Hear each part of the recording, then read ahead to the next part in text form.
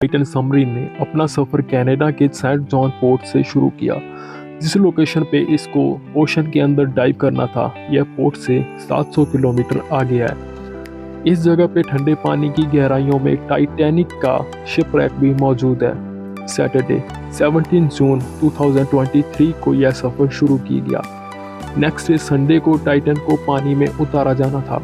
आपको बता दें, एक दिन पहले सबमरीन में एक खराबी नोटिस की गई थी, लेकिन उसको इग्नोर करके अपनी जान जोखिम में डाल के टाइटन को ओशन में उतार दिया गया।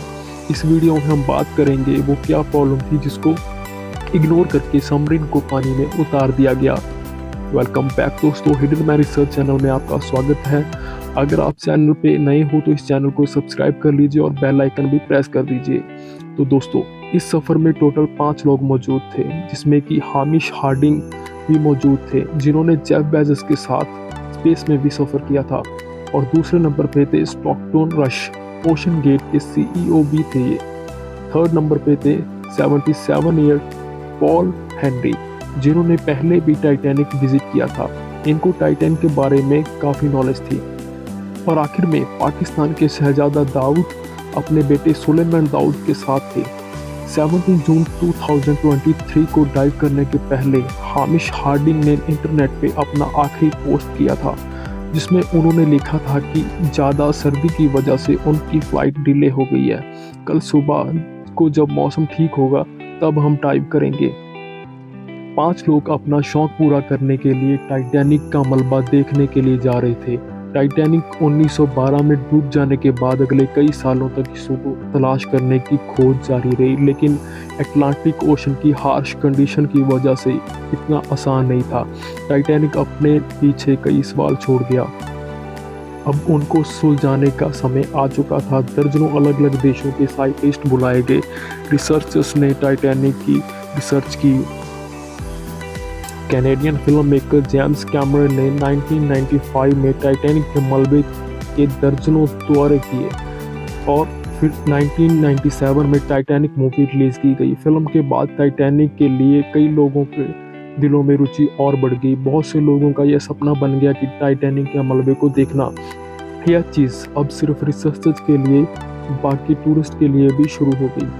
कहा जाता है कि समुद्र की गहराई में जाना स्पेस में जाने से भी कहीं ज़्यादा मुश्किल है, क्योंकि समुद्र में पानी का प्रेशर इतना होता है कि टाइटैनिक का मलबा 4000 मीटर नीचे है, यानी 4 किलोमीटर नीचे। अगर आपको इसे इमेजिन करना हो तो यह समझ सकते हैं कि जितनी बुर्ज खलीफा की ऊंचाई है उतने 5 बुर्ज खलीफा लगे। इतनी समुद्र की गहराई में जो है टाइटैनिक मौजूद है। संडे 18 2023 दोपहर 12 बजे सबमरीन का सफ़र स्टार्ट हुआ। नॉर्मल टाइटैनिक तक पहुंचने में 2 घंटे लगते हैं, पर 1 घंटा 45 मिनट बाद ही पोलर प्रिंस, जो कि शिप ऊपर वेट कर रही थी, उसका सबमरीन से कनेक्शन टूट गया। अगर 2 घंटे टाइटैनिक तक पहुंचने में लगने थे, सिर्फ 15 मिनट पहले ही राब्ता टूटने का मतलब है कि सबमरीन टाइटैनिक के काफ़ी करीब पहुँच गई होगी।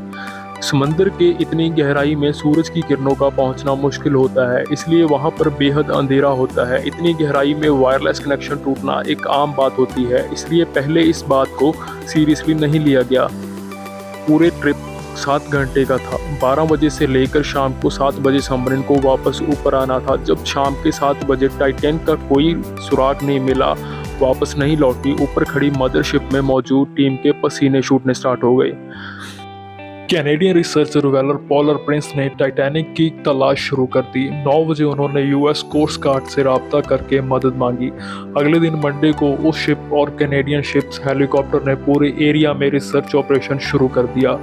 उन्होंने स्कैनिंग की मदद से पानी के अंदर भी तलाश शुरू की। उन्होंने कमर्शियल शिप्स को भी बोल दिया कि अगर कहीं टाइटैनिक का कोई सुराग मिले ध्यान रखना। लेकिन अगले 2 दिन बाद भी टाइटैनिक का कोई आता पता नहीं लग पाया। लेकिन फिर एक उम्मीद की किरण नजर आई। वेंसडे 21 जून को सुबह 6 बजे रिसर्च टीम को पानी की गहराई में से कुछ आवाज़ सुनाई दी। यह आवाज़ अंडर वाटर रडार से सुनी गई थी। फौरन ROVs कार मोटले व्हीकल्स को आवाज़ की दिशा में भेजा गया, लेकिन इस बार भी टाइटन का कोई खबर नहीं मिल पाई। टाइटन को हमेशा के लिए खो देने का डर सताने लगा। सबमरीन में ऑक्सीजन सिर्फ 96 घंटों की ही बची थी या फिर 4 दिनों तक का ही ऑक्सीजन उसमें बचा था। कैनेडियन रिसर्च टीम की हिम्मत नहीं हारी। थर्सडे को 22 जून को आरओवी को टाइटन के मलबे के पास भेजा गया।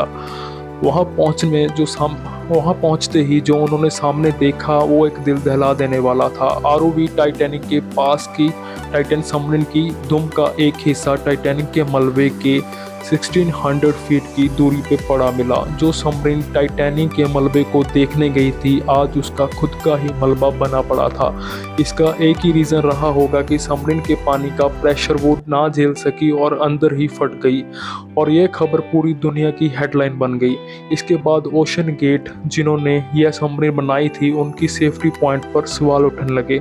ओशन गेट के सीईओ खुद इस पानी में अपनी जान गंवा बैठे थे। उन्होंने कुछ साल पहले कहा था कि उन्होंने टाइटन को बनाते हुए कुछ रूल्स तोड़े हैं, जैसे कि टाइटन को स्टील प्लेट से ना बना के aviation grade carbon fibre plate से बनाया गया है। वो इस दुनिया में कुछ न्यू इनोवेशन करना चाहते थे, इसीलिए कार्बन फाइबर का यूज़ किया गया था। टाइटन को लॉन्च से पहले 5000 से 10,000 psi प्रेशर पे टेस्ट भी किया गया था, जिसमें कि वो पास हो गई थी। पर एक्सपर्ट कहते हैं कि समंदर में हज़ारों तरह की शक्तियां काम करती हैं, जिससे कि लहरों का प्रेशर बाकी यह भी हो सकता है कि इतनी गहराई में नीचे अंधेरे में कोई भारी भरकम पत्थर सबमरीन से टकरा गया हो, जिसकी वजह से टाइटन फट गई हो।